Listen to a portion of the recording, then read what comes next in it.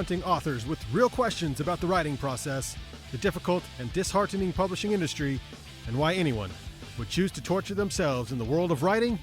This is the Literally Podcast with your host, writer, runner, and the literary voice of Ogden, Utah, Case Johnston.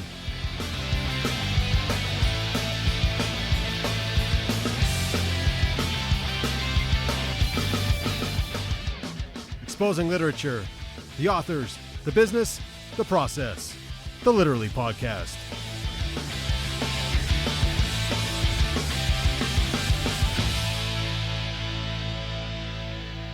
This is Case Johnson. This is the Literally Podcast. We're broadcasting from my home in Ogden, Utah. Today we have author Misty Bell Stiers to talk about her book, Witch Please. The book is coming out. It was officially launched May 2nd of this year. Something I'm extremely happy about is that May 1st of this year, okay? May 1st, it's a difference because that's one day that you can put money in her pockets. I'm really excited about it because my wife and I get to be in New York City for the book launch on May 1st, and we've been looking forward to it forever. And it's really funny in the publishing world how things are all about wait, and then speed up fast. What's the saying? Wait. Go. Yeah, that's how the publishing world is. And so we get to be there at the launch of Misty's book in Manhattan on May 1st. May 1st, okay. But we're going to be there no matter what. We will start celebrating this book on April 29th. That's for sure. Sweet. Yes. Straight. Yeah, all the way through because it's really exciting. When we've done this podcast, everybody that I've brought on has been a friend because of writing. I met them through writing, and then we became friends. Most of them, some of those have not become friends since, but that's rare. I mean, most of them are friends of mine, and we've become friends because of writing. This is different. I've been known Misty since I think it's 2002, and I can't remember when we were in Manhattan, Kansas, but might have been 2002 or 2003, one of the two. And we became really, really close friends, and then we became writers, which is the opposite of everybody else, where we became writers, we became friends because of writing. And so I can't tell you how excited I am today. It's Misty, Case said we have to keep this under 3 hours. Yes, you cool with that? Yeah. Yeah, Brandon's going to cut me at 45 minutes, which was good. But welcome, Misty. I'm so excited for the book. I'm so excited for its launch, and to me personally, outside of just being a reader, I feel like we as families who are friends, we've got another child to celebrate. Yay. So welcome, Misty. Where's she right now? Misty's. Where are you exactly? Exactly. I'm sitting on my bed in my bedroom because there's not room for a chair in Hell's Kitchen, New York City. I can see Hell's Kitchen's a the place? Hudson. Mm-hmm. I can see almost the Hudson River from where I'm looking out my window. Very cool. Yeah. I've spent many nights on the couch at their place, and it's a great place. Yeah, Brandon asked, Hell's Kitchen's really a place. It's a real place, yeah. And I just happen to live there. It's serendipitous. So Misty's book is Witch Please, and I'll do my best to summarize it. It's an introduction to Wiccan beliefs through personal narrative and memoir, sprinkled with informative, research-based information to give people who don't know a lot about Wicca a glimpse into what it is to be Wiccan in living today in the United States, and specifically in New York City. Did I get that about right? It's perfect. Okay, good. It's a really lovely book. It's warm. Like hot? There are moments. No, it's warm. It's a read that is unintimidating. It's a read that it's full of family. I know that you will not regret it if you pick it up. So I think today we'll start with Misty reading, and then we'll let her talk a lot more than letting me talk, because that's always better. All right. I got to put my glasses on because I'm old. Yeah, well, I know the feeling. And feel free to intro what you're going to read, so on and so forth. Sure. So what the part that I'm getting ready to read now, I have a chapter in my book where I go through our holidays and what we celebrate. And all of them are pagan holidays. And then I get to Yule, and we celebrate Christmas like nobody's business at my house. Yeah. And I explain why and how I've managed to legitimize that in our house, and explain to my husband why. And I found it really interesting that Yule log, which makes it into our mainstream Christian, song. What would you say? Yeah, vernacular. Is named after this festival. Yeah, right? Yeah, after this, which is after right. this holiday. Yeah, that's very cool. All right, so I'll start with a little bit about Santa Claus. Abundance. That word will lead us straight to another, more commercial element of the Christmas holiday. Santa Claus. I'm sure, in fact, I know that his roots at some point in the distant past were much more altruistic. Somehow, through the years, Santa has increasingly become a star of the season, the followers of the original holiday as well as others. We do not leave him behind in my family either. I confess that I get as excited about Christmas morning as the kids do. We hang the stockings, we write the letters, we make the annual pilgrimage to Macy's to meet the man himself. And while we stress to Samara and Wiley that it is important to give as to receive, that the season is about bringing light back into the world, there is another lesson running underneath all of this that I truly treasure. Santa is magic. Christmas morning, with its surprise and love and anticipation, is as magical as I can possibly conceive. What's even more amazing to me is that as a society, as a people, we have all silently agreed to this magic. Children will talk excitedly about Santa to whomever is closest to them at that time of year, and inevitably, the person on the other end of the conversation will smile and join in, regardless of background or belief. Astoundingly, we all, for a short period of time every year, agree that magic is important, that wonder is worth cultivating. In doing so, each of us brings into the darkness of winter the bright light of belief. Belief in flying reindeer and jolly men, and elves who know how to make just the right toy for every child. We go to the stores and donate toys for children whose families may have a hard time perpetuating the myth. We all, regardless of our background, virtually hold hands and bring a tangible amount of magic into the world. We protect it, guard it, and joyfully participate in it. I see all this as a reminder that holding on to the magic of our childhood, the wonder we have for the world, is priceless and absolutely necessary. The simple deed of actively living the story, participating in the magic every year, opens my heart to recognizing so many other small moments of grace that happen around me during that time. When I am in the mode of keenly living in a wondrous story, I am more adept at seeing all the other wondrous things happening near me.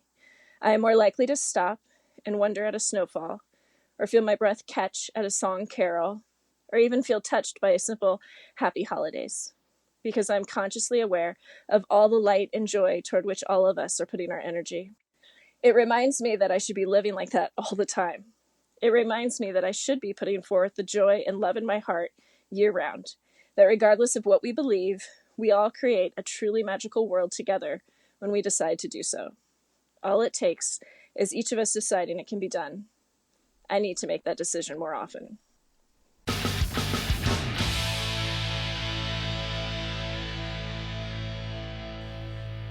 Thank you. I love this passage, and I think that the reason why I love it, and I hope that you can explain it to us more, is that it really, I think it connects to everybody in the sense that we believe in this magic once a year, and that it's not just within our homes, but we walk outside and everybody's sharing in the same belief system that has, well, and you'll see in the book actually has a lot more pagan roots than what is pagan the wrong word? Wiccan? No, pagan Pagan's is right. fine. Yeah, roots than we suspect. What I found in the book was really, really interesting is the way in which the holidays that most of us celebrate have been around within this Wiccan tradition for so long. And it's not that they've just been around, it's that they really mirror the same dates within the year, right? Absolutely. Why do you think that is, in the sense of what do these specific dates, and you can just pick a few if you want to, say about a larger cultural, global kind of connectiveness? Well, I think that, the pagan traditions are things that, Wicca has sort of absorbed as their own.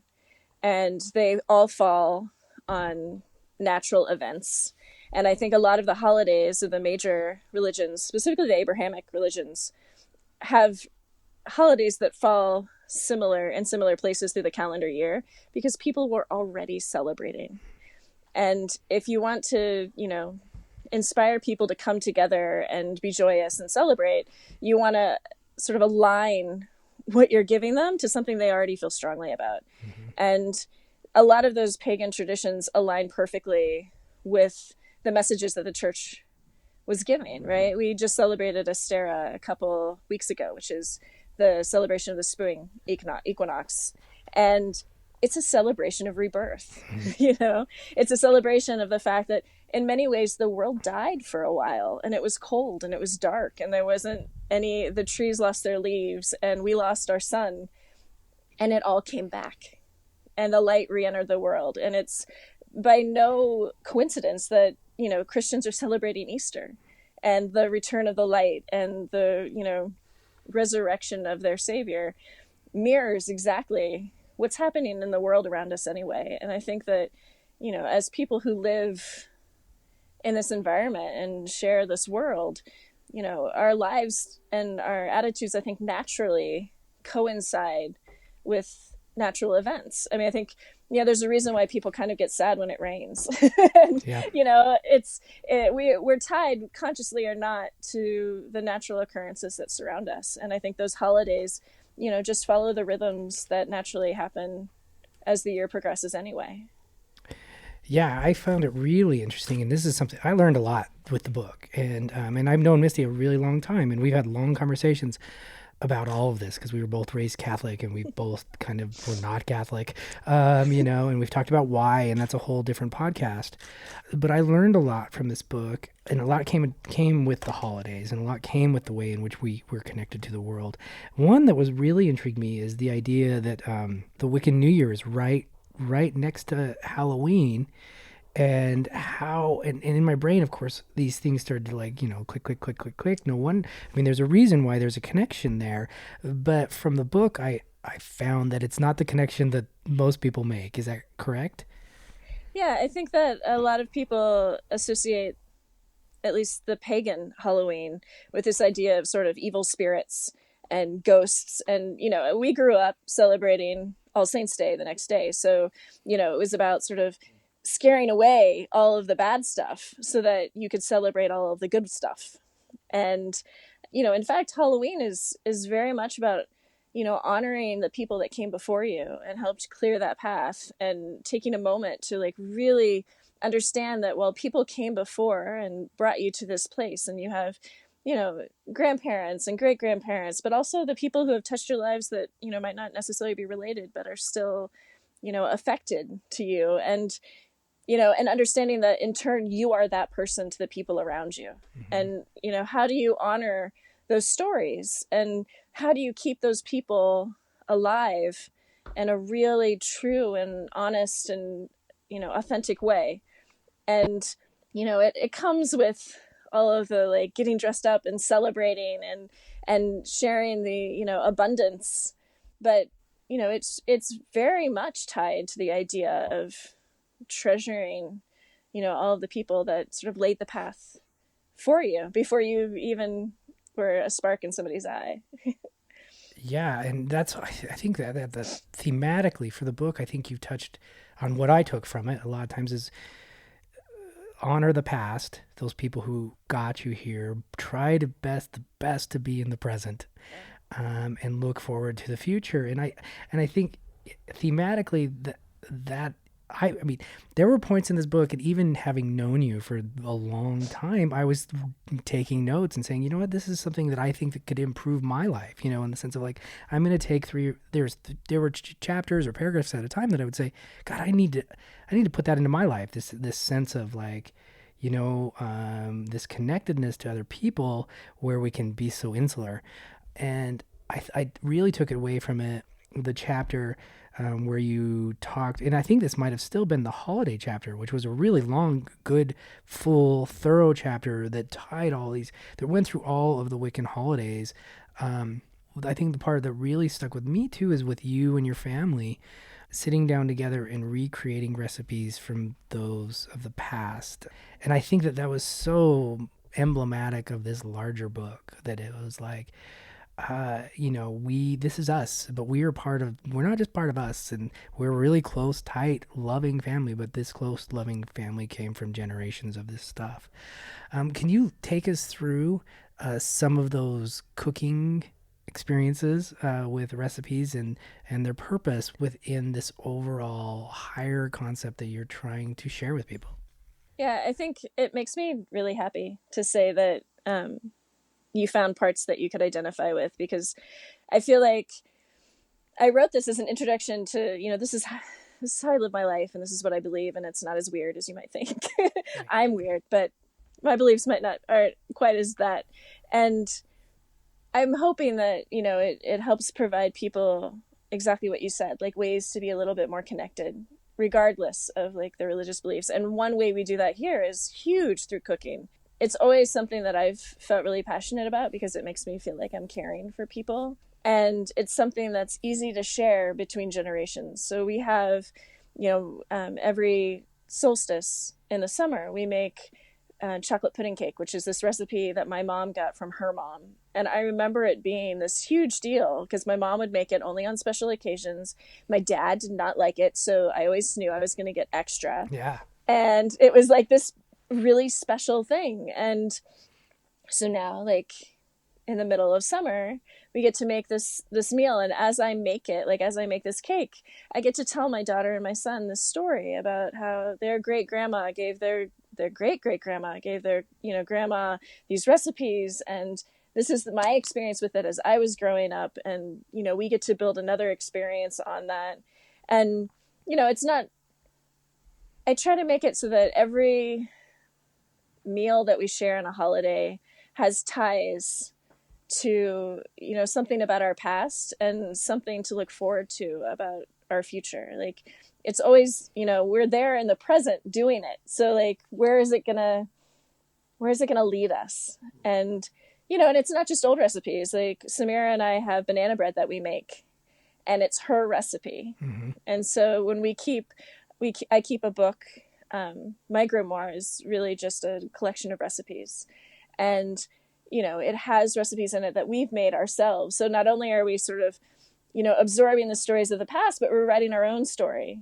So someday she's going to open up this book, or Wiley will open up this book, and there will be recipes that they wrote, and they can tell their kids about how they did that. And I guess it's my way of trying to show them that we're on the continuum, but it's not like they have the power to participate in it and participate in their own way. I feel really strongly about trying to provide that for them. Like, there are all these stories and all these sort of wonderful people that, we have looked to and we have gratitude to, and that we owe so much. But at the same time, like, that doesn't mean that like there's sacrifice involved. It's celebratory. It's not indebtedness. And, the way that I can reinforce that, I feel like, is to say, they have given us these stories, and now you write your story so you can pass that on too. And I don't know if that answered your question exactly, but yeah, I try to include our special recipe, at least one, for every holiday. Everything from my great aunt's etouffee to my mom's chocolate pudding cake. Yeah, I know it answered it wonderfully in the sense that, I think that there's a lot of things that this book does. I think it clears up a lot of people's misconceptions, and it does it wonderfully. And like I said at the beginning of the podcast, it does it warmly, and it shows that that this is being Wiccan is really it's all about it's really all about connection. It's all about just being part of something bigger. And when I read those recipes, and I read the recipes, that I did. And because in the way I saw it, I mean, there's quite a bit of time spent saying that a lot of these misconceptions aren't real. I mean, these are not the truth about this, like the big pot where you're throwing in, frog's tails and all that stuff.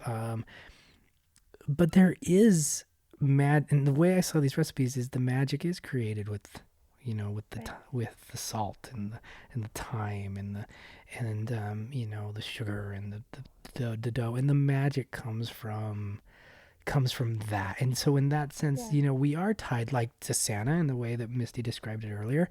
We are tied to a larger magic. And I think the book, to me, in so many ways, and in the way that I feel about this, and this is being completely honest, is I've known Misty for 15, 16 years, but the book taught me stuff, and so it taught me things that recognize that when you and your family are cooking, that you are in a way putting magic into a bowl, and you are making something beautiful and something sustaining and something that in the sense that when you eat something, it keeps you alive. I mean, that is magical. And the book, if I could encapsulate it for those of you who should buy it, all of you, that's the feeling of the book that I got when I walked away. I have a question then, Case. Craft and style, how, can it overcome substance? Can substance affect the craft and style? Like, when do they compete? Do they all have to be there? Are there different levels of each? Well, it depends on, like, how you rate a book. Like, you can have somebody who writes amazing and the book is boring. Yeah. I think that's my style. Your stuff is funny. You have humor in your stories. Or you have somebody who's a great storyteller, but their sentences aren't that good. So, because I'm trying to figure out why you like the book so much. And I think that's exactly it. It's a great mix of three things. It's a mix of, we get to learn a lot, but when you're in the middle of learning it, you don't feel as if it's a teacher like lecturing. It's somebody who's brought you into the home, who's leads you through these things with warm, close stories to family, and you walk away from each chapter like feeling part of it, and that's why it's good. Mm-hmm. Yeah. So there you go, Misty. I don't think you expected that, did you? I did not expect. But Brandon pushed me there. He pushed me. But that's why, because you walk away from each chapter learning something without feeling as if you read like the encyclopedia, because the voice throughout doesn't change, even within the recipes, even with the discussion of the, and I am talking, Mary's gonna kill me, even with the discussion of like the holidays, when you're getting a lot of this information, it's still Misty's voice, the same warm voice that was talking about spending time with her kids. Mm-hmm. That's why. This is Case Johnson. This is Literally Podcast. We're broadcasting from my home in Ogden, Utah. Today, our guest is Misty Bell Stiers. Her book, Witch Please, will be officially out May 1st, and you can pre-order it on Amazon, or even better, through your local independent bookstore, or through, can you get it from your publisher? I don't know, to be honest. Right now, I just know IndieBound, Barnes & Noble, mm-hmm. Okay, Amazon. Yep. Pre-order. So I'm going to read a couple words. I just kind of like, and you can just go where you want. This is my way of listening going out on a limb here.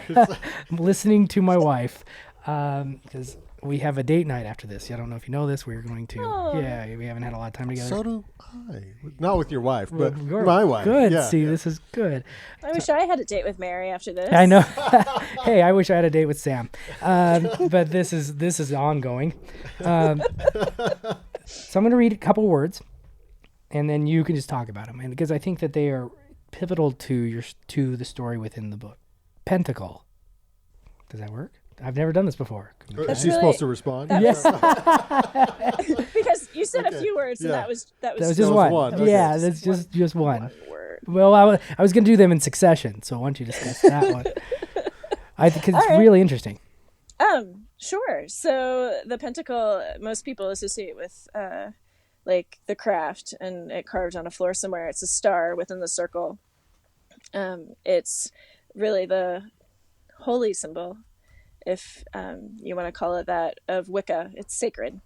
And you'll see it a lot when you see like major religion symbols all lined up. We get the pentacle.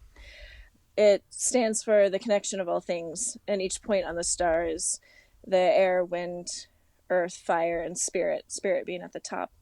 And it has a really interesting history because it was involved in all of the major religions at some point in time, because it was, you know, sacred from the beginning. Like, even one of my favorite facts that I found out when I was looking up stuff for the book and for this particular thing was that the planet Venus actually traces the pentacle in the sky every 8 years. So it's sort of like this, like, it's like the soul of shapes to me. Like, it symbolizes so much, and it's consistently been a sign of life, and really only got sort of controversial when it was used to symbolize a secret, like, educational society, those darn philosophers and educators. and it, you know, it was used for people to see that they belonged to this group. But, you know, it was really a religious symbol that was sort of all encompassing of beliefs for a very long time. And in the early 1900s, there was this resurgence of pagan belief in Europe. And it wasn't huge, but it was, you know, it's bubbling. And as it was bubbling, filmmaking was bubbling in the United States. And they found, you know, that things that really reverberated with audiences were like being scared and, you know, spooky stories. Everybody loves that. And so people started using the pentacle as a symbol of evil. And I couldn't for the life of me I couldn't find out why, but that's what happened. And it started to be associated with Satanism and all sorts of other things. And so, you know, it kind of lost its original gift that it had been given. And, you know, now it's slowly being reclaimed. And I think that more and more people are finding it less and less offensive. I think for a long time, people were really straight up offended by the symbol. And it's perpetuated. Like, you know, you can't really watch a show that has evil things in it without seeing a pentacle somewhere in there. But it's, for me, like, I just love its story and about how, like, you know, the Jewish religion saw it as something being really sacred. The Knights of the Templar had it on their shields. Like, you know, it was just this amazing symbol of life and connectedness, and it somehow got lost along the way and has found its way back slowly. And, you know, like the rest of us, I suppose. I'm still working on that, but yes, absolutely. And I found that so intriguing. And I think it, like you said, it's got a lot to do with Hollywood, right? In film, and how influential Hollywood and film is. And so I found that, again, like I said, I learned so much. Okay, next word. You ready? I'm ready. Okay, this is like actually a game. It is like a game. All right, which this one, 2 words. It's actually 2 words this time. Cheating. Okay, so, sounds like. I know. I tell you, Mary's gonna kill me. Sounds like unicorn? No, it's no. Sounds like, okay, it sounds like Aunt Judy. Aunt Judy. Oh, Aunt Judy. Yeah. Aunt Judy was my father's older sister, and she passed away before I knew I was writing this book, but a great deal of this book was written with her in mind. She was so Catholic, wonderfully so. And, you know, she wrote for like a Catholic newsletter at her church, and, you know, she was just a sweet, scary Southern woman and all that means, you know, and she was a huge influence on my life when I was little. And, you know, actually just a few months ago, my mom sent me this box full of books, and they were all these like little paperbacks of like the lives of saints, and you know, what like what mortal sins are, like just like the whole set of books. There was like 20 of them, and they were all signed inside, you know, to Misty Lee from my Aunt Judy. And so when I kind of started this whole journey of leaving Catholicism behind, I just sort of avoided talking to her about it because I was terrified that if she knew that I was giving up my faith in that way, that she would believe that I was going to hell. Mm-hmm. And, you know, and not without, I mean, she wouldn't necessarily be wrong according to the beliefs of her church. And I didn't want to do that to her, but I especially didn't want to do that to me. And, you know, I do have, I do know people who know me and love me. And I know that they believe I'm going to hell because of my beliefs. So like the idea of telling her that I had found this pagan religion that really spoke to me, I just lived for, you know, a decade or more just not talking to her about it and talking to her about everything else.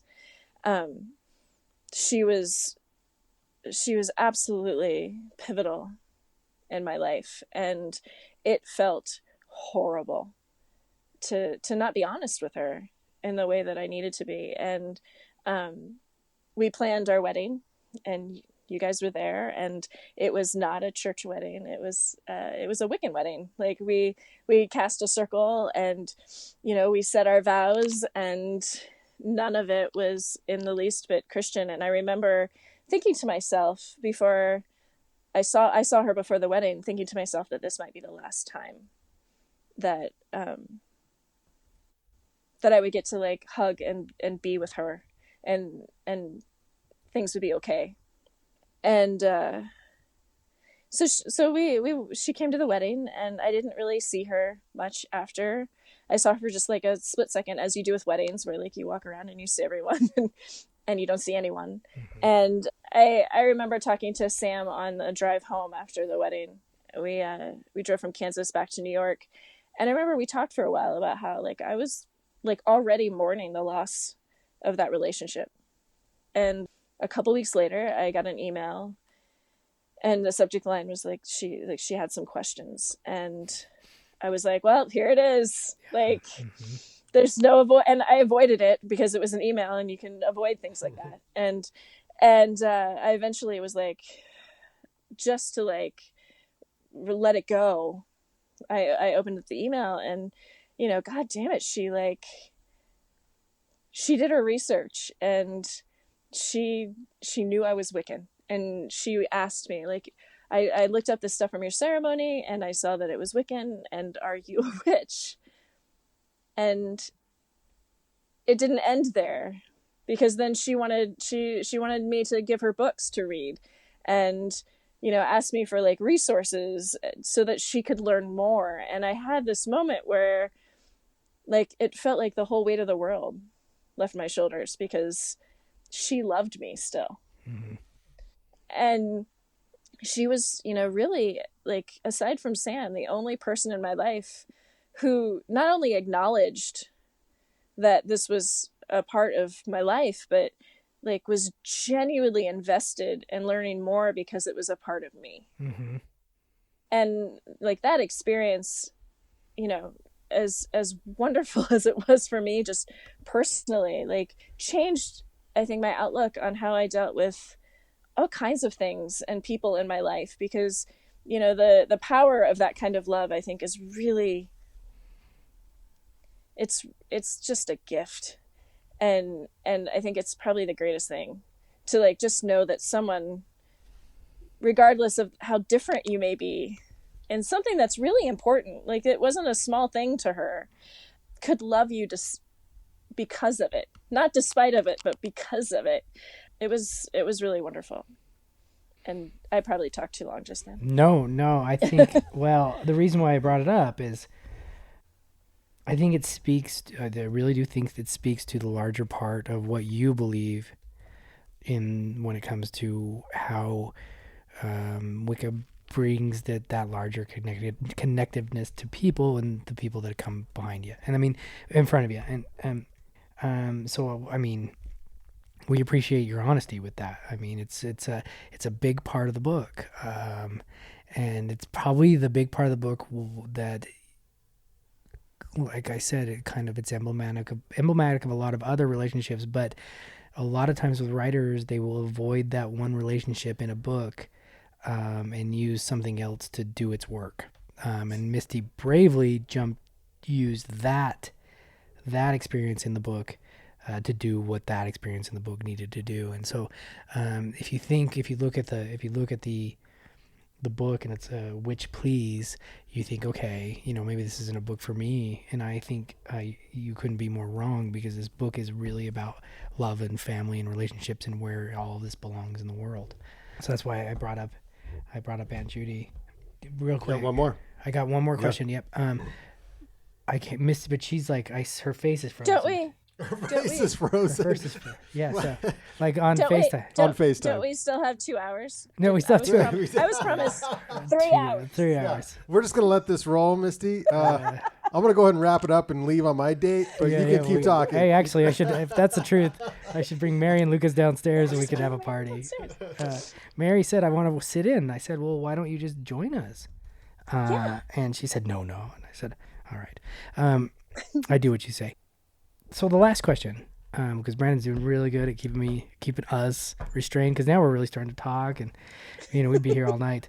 If there was something that you wanted to tell everybody who's listening, who haven't read the book, about Wicca, what would it be? And this isn't, as you know, this isn't about book sales. This is about right. What would you tell people? Because I think that a lot of people have a view that I would probably say most of the time is incorrect.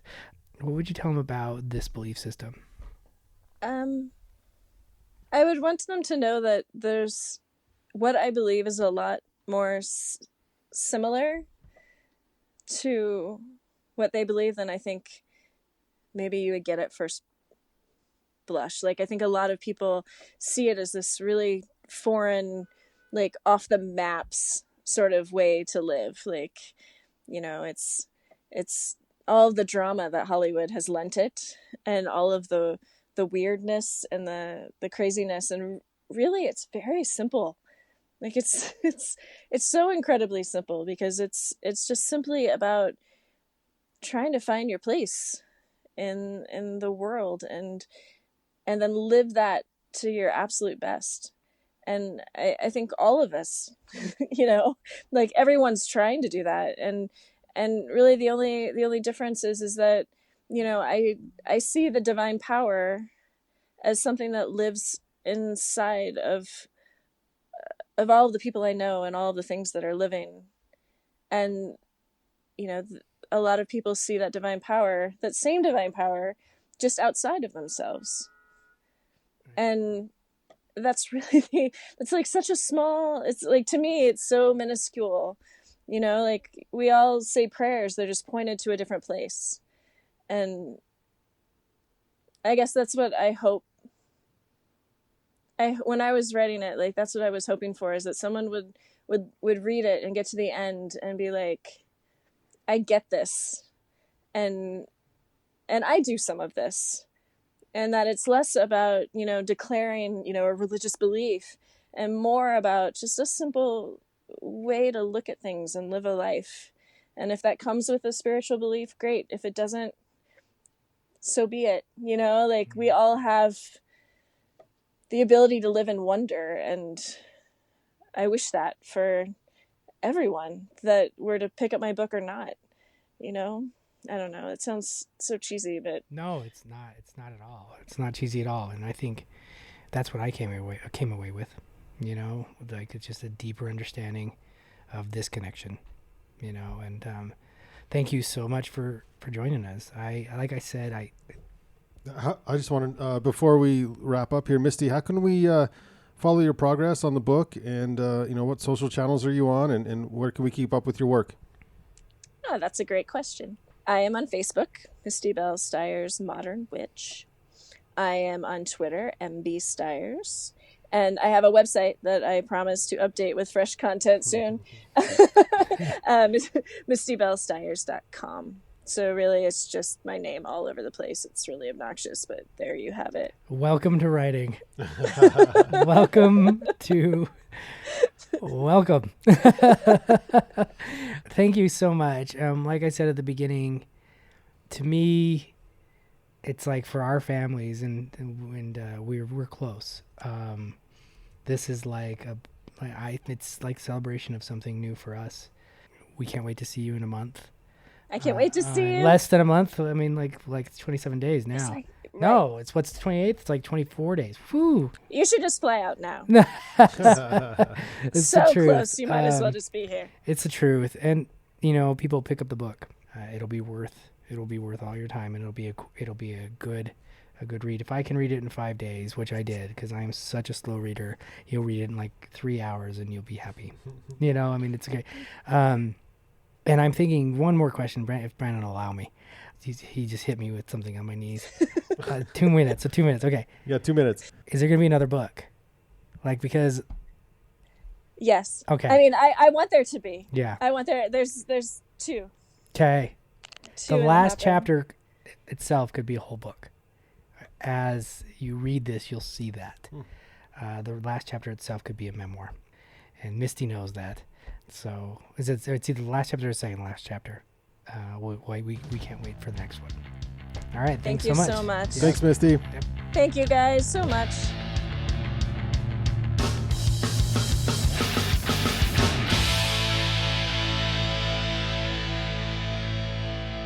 Thank you so much for listening. This is Misty, and if you could check out Lexicon and Line. They are the sponsor of this podcast, and I am eternally grateful to them. That's perfect. Check them out. That was perfect. We can use that for every podcast. Cut and edit.